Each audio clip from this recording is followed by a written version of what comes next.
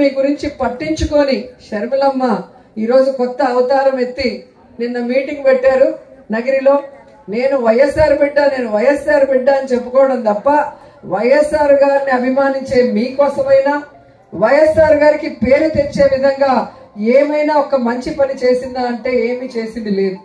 మొన్నటి వరకు తెలంగాణలో వైఎస్ఆర్ తెలంగాణ పార్టీ అని పెట్టి నేను ఇక్కడే పుట్టాను, ఇక్కడే పెరిగాను, ఇక్కడే పెళ్లి చేసుకున్నాను, తెలంగాణ ప్రజలే నా ప్రజలు, వాళ్ళకి సర్వీస్ చేస్తాను చచ్చిపోయేంత వరకు అనింది.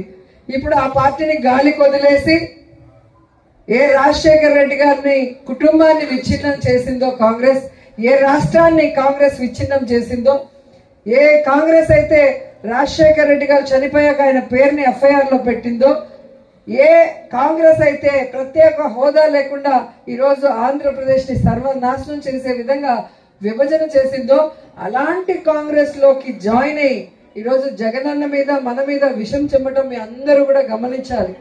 ఎందుకంటే నిజమైన రాజన్న బిడ్డ జగనన్న మాత్రమే.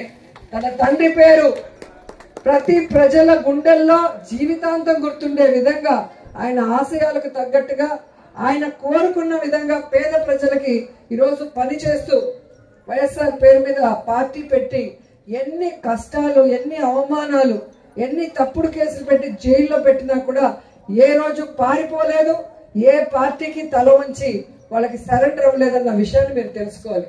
కానీ షర్మిల గారు ఈరోజు కాంగ్రెస్ లో చేరి వైఎస్ఆర్ ఆత్మని క్షోభించే విధంగా చేసింది.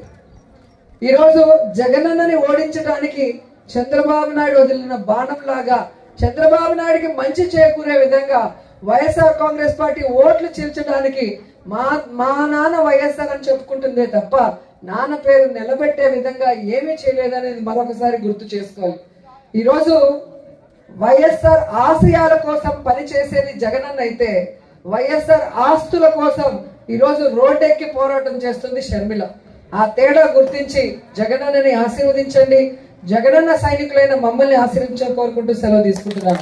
జై జగన్, జై జై జగన్.